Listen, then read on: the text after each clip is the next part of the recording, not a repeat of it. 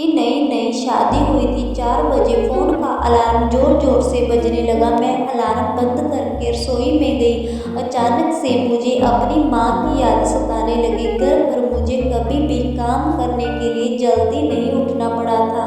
चाय बनाने के बाद मैं अपनी सास को चाय देने के लिए उसके कमरे में चली गई। उसके बाद मैं और काम करने लगी। मैं हर रोज़ बहुत थक जाया करती थी, फिर भी घर वालों को शिकायतें रहती। मैं धीरे धीरे अपनी ही सास की बहुत बुराई करने लगी। मेरी सास मुझे समझाती, शादी के बाद घर का काम करना ही पड़ता है, और मुझे यही लगता कि मेरी सास मुझे नौकरानी समझ रही है। मैं अपनी सास के साथ बात करना भी पसंद नहीं करती थी। दिन भर हर किसी से सिर्फ अपनी सास की बुराई ही करती रहती, मानो मेरे जीवन का मकसद ही अपनी सास की बुराई करना ही बन गया हो।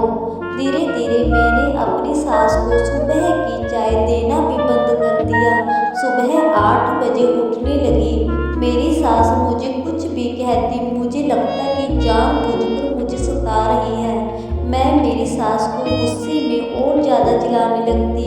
ऐसे में बहुत साल बीत चुके थे। इसके बीच मेरे एक बेटा भी हो गया था, पर सास के साथ मेरा व्यवहार सुधरने का नाम नहीं ले रहा था। मेरा बेटा भी एक दिन शादी के लायक बन गया। मैं उसके लिए अच्छी सी लड़की देखने लगी। मैं जिस लड़के को भी देखती, मैं उसे यही सवाल पूछती, कितना बड़े होकर घर का काम कर लेती हो, हमें अपने माता पिता की तरह ही समझना। पर मुझे बहुत सी लड़कियां अच्छी नहीं लगी।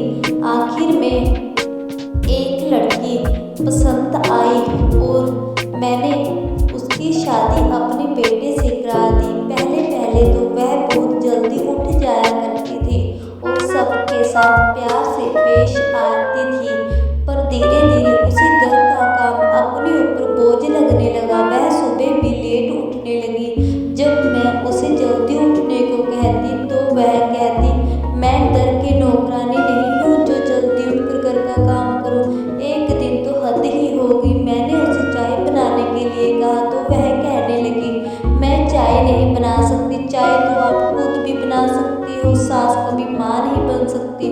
बहू की इस बात पर मैंने उसे प्यार से समझाने की कोशिश की। मैंने माँ और सास में फ़र्क बताया। मैंने कहा, माँ यदि जन्म देती है तो सास जन्म साथ ही देती है। माँ यदि समाज में रहना सिखाती है तो सास समाज में विचरना सिखाती है। सास समाज में कैसे चलना है वह सब सिखाती है, तो सास समाज में कैसे रहना है चलना है वह सिखाती है। सच कहा तुमने, सास कभी माँ नहीं बन सकती। सास का स्थान माँ नहीं ले सकती और माँ का स्थान कभी सास नहीं ले सकती। भगवान ने माँ और सास को अलग अलग काम बांट दिए हैं।